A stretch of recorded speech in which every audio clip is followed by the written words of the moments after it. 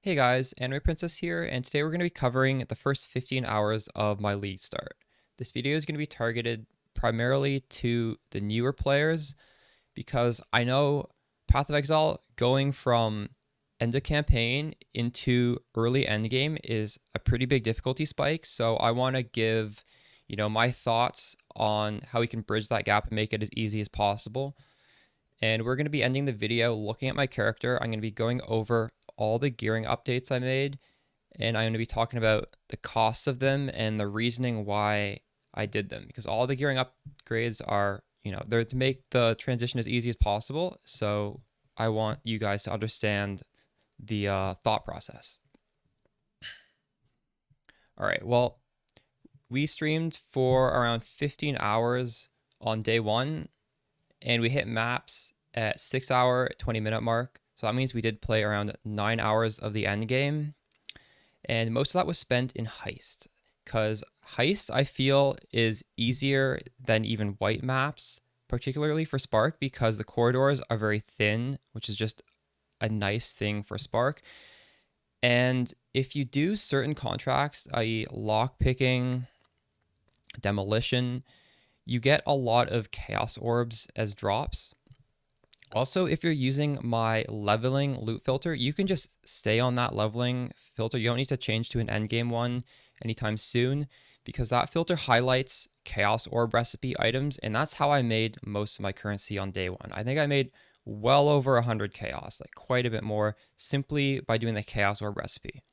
And for those who aren't aware, it's simply you have to turn in items, I think eye level 60 something, 70 something. On my filter, they're going to be black with a red border. It's very clear what is a chaos orb rare and what's not. And when you turn in a full set, so like one for each gear slot, and they're all unID'd, you will get back 2 chaos orbs. So you're picking up like 10 items, you get 2 chaos orbs, and these drop a lot, so it's just tons of free money. Every time you do contract, every time you do a map, you're going to be making at least 2 chaos. Early game, these chaos add up because everything is fairly cheap. So you can get a lot of power in your gear by simply spending, 2 to 5 chaos per gear slot. So we'll cover that in a second. I'll try and include some trade links. But yeah, that was the main idea. We did 9 hours of heist. Maybe not 9 hours of heist, but we did a lot of heist, and we did maps all the way through yellows. And mapping is going to be really hard if you go straight from end of game into maps without changing your gear. But if you kind of segue it with a little bit of heist, it becomes real smooth, and the progression curve is just, there's no jump there. Yeah. So that's my advice. And if you don't know much about chaos recipe or how to do an early heist strategy, feel free to pop into the Twitch chat and I'll try and give some advice. You can also search on YouTube. There might be some existing guides out there. And another little tip, when you're in game, if you type /global 8686, that is going to be a global chat specifically for this channel's Spark community. So you can, if you type in there, you can probably reach me if I'm online, and you can also reach everybody else who's playing the same build as you. So it's a good way to meet people. Good way to, if you need a little bit of advice or some tips, you can ask in there, or if you have something cool you want to share, just, link it in there. Anyways, let's take a look at my character and we'll talk about sorts of stuff we've been doing with our gear. All right, so let's go over my character. We hit level 83 and we have done 3 labs, and I've actually crit swapped with only this lab. So I'm going to be talking about that, but we're also going to be going over my gearing upgrades. The first thing first is I did buy a helmet. I'm going to put a trade link in the video. The trade link was trying to find a helmet with high armor. So this had 856, which is quite high for a helmet. I obviously wanted to have some life on it. We hit 80 life, and there was an open suffix. And in the open suffix, it's really important you get this craft. Trigger socket spells when you focus with a 0.25 second cooldown. Now, if somebody else playing Spark ends up getting this, it costs 3 chaos, so maybe you could, tip him a couple chaos and then pay the 3 chaos and get this craft. It's definitely worth, 5 chaos or whatever you end up spending, because this lets you put in Tornado, Frost Shield, Sigil of Power, and Life Tap. So we're going to cast this, and I'm going to show you what it looks like. This is the focus button, and this is going to cast all our skills. So this blue thing out here is Sigil of Power. It simply just improves our damage when we're standing inside of it. The Frost Shield improves our crit chance, and it also blocks incoming attacks. And doing the crit swap, this is very important to have. In the Tornado that spawns right here, it's going to...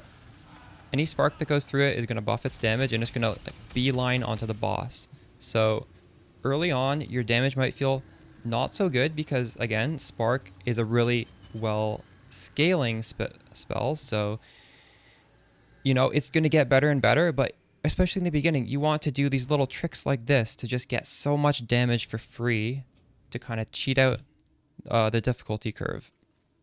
So that's the helmet, and this is really important. Don't skip on this. So my suggestions for how to get this trigger craft, either you can do June missions, which is the betrayal thing in maps.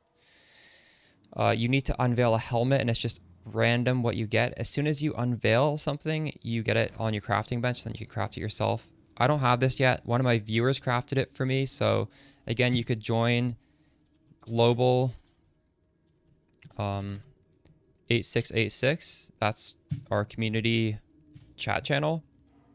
But if it's this early in the league, it is possible nobody online has it. So you could, try and trade for a service to craft on it. So like TFT might have that service. I'm not sure. You would have to look into it, but just make this a priority. Now, the second thing we did was I bought a 5 link. I think I spent like 1 to 2 chaos. Again, I'll put a trade link in the description. As you can see, this actually doesn't even have the right colors, because I think in the POB I suggest to have 1 green, 1 red, and 3 blues.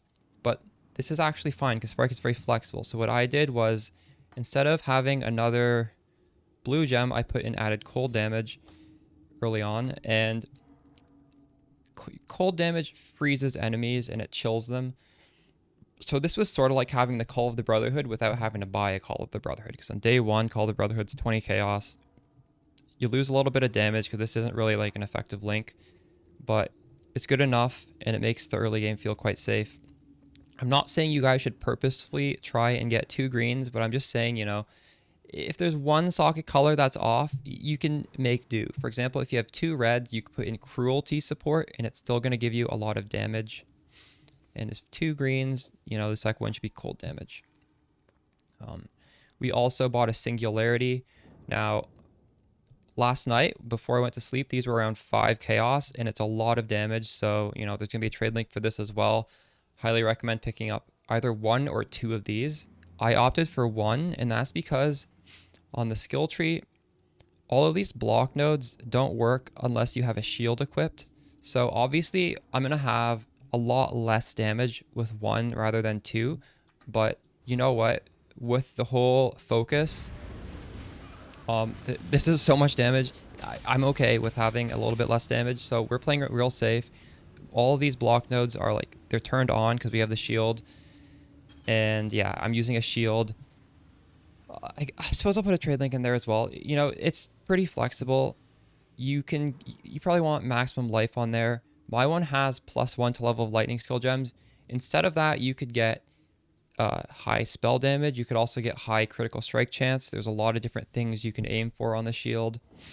Again, I paid a couple chaos for the shield, 5 chaos for the singularity, I think a couple chaos for the helmet.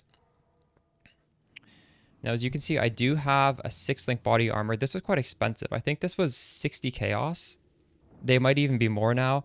The thing with 6 links is you want to get one that is armor, energy shield, hybrid. As you can see, mine has armor and energy shield, because that can easily color mostly blue, and then 1 green and 1 red. And yeah, this is probably like an aspirational gearing upgrade for most of you guys on day 1, but just know I just grinded hours and hours of heist, turning in the, look, we have all these different rare items. I was doing the chaos recipe, getting 2 chaos every single time. We did that like 50, 100 times. I don't even know how much. I lost count. And, you'll eventually be able to afford your 6th link. But yeah, this is by far the most expensive piece of gear. Again, I bought an amulet for a couple chaos. I bought a ring. This is just life, a little bit of dex, a little bit of resistance. 1, 2 chaos. And the Volaco's sign to give us a little bit of life leech. Now, Volaco's sign is better when you crit swap because this is life leech only against shocked enemies, and you shock when you crit. So that's part of the reason why I rushed the crit swap. As for the last 3 pieces of gear, these are the worst 3 pieces, and these just dropped during the campaign. So, we're still working on upgrading our pieces of gear. We've done quite a few, but we still have more to go through. As for the links on my crit swap, it is Inspiration, Spark, Lightning Pen, Pierce, Spell Echo, Increased Critical Strike support. And Lightning Pen is only here because I don't have the free pen from the last lab because we haven't done it yet. But eventually we'll take off the Lightning Pen for something better. So some more tips on early game would be you want to have a steel skin on your left click. Now what steel skin does is it removes bleeds, and you're going to get bled every so often. You could craft remove bleed on the flask. That's probably even better. But steel skin, it just turns on every few seconds. It also gives us 70% of damage is taken from this buff, and this buff can tank 2,000 damage. So this buff actually, look, we're at like 4,000 life pool. It's taking us up to like 6,000 when it's on. So it's a good source of damage mitigation. As for the other links, this Orb of Storms doesn't really matter. It's just in here. We're still figuring our stuff out. It's mostly the focus, the steel skin, and now I'm running shield charge because, again, I'm playing it cautiously and I'm using a shield to get all the spell block instead of going full offense with double singularity. All right, to wrap up this video, we'll just do a real quick look into the character's POB, which I have imported and configured. There'll be a link to this in the description. So first thing to note is we do have armor around 10,000. Now this is with the flask checked. I am trying to maintain the flask uptime. Even without it, it's 7,000. I do advise trying to get at least 10,000 on the first couple days. That's why we are buying the helmet we're buying, the body armor we're buying, all these small things. The armor stacks up. And armor is going to feel really good while mapping because we're going to get hit by a lot of small creatures. Armor is effective against that. As for the crit swap, I would advise putting your character into POB yourself, and you could probably just, toggle on and off LE overload. And if you notice your damage is either similar or is getting better, obviously you will want to take off LE overload. However, mine goes to 130 when it would be 180 without it. Yours isn't going to be that big, and that's because I've already made some changes to work with the crit swap, which would be, again, you would never use increased critical strikes unless you're already crit swapping. So this is why the discrepancy is so big. Yeah, so again, all the tips I've said, and here's the POB if you want to see where I'm at right now. Today, I'm probably going to work towards a medium cluster. In the guide, there is a large cluster here, but those are hard to craft. The medium is pretty easy to craft. You can just start with the medium, then go into a small, and later on upgrade to the large one when you get it. So that's probably the plan for the passive tree. And I need to buy a jewel to put in here. We haven't done that yet, so that's what we're working with right now. As for the config, well, if you're using Frost Shield, you can put the stages up to 4. That boosts the crit chance. Sigil of Power, I would just put stage 1 because it gains stages as you spend mana, but we don't have too much mana cost per second, so just put it at stage 1. And if you have the second lab, you can do you are on conk ground and enemies are on conk ground. That boosts damage. There might be some other things you can check, but realistically, I didn't put too much thought this is what we're doing right now. I'll config the POB a little bit better, probably tomorrow's video. Yeah, that's where we're at. I think that wraps up this video. That's most of what I wanted to talk about. I'm gonna go live on Twitch. Hope to see you there. All right, peace.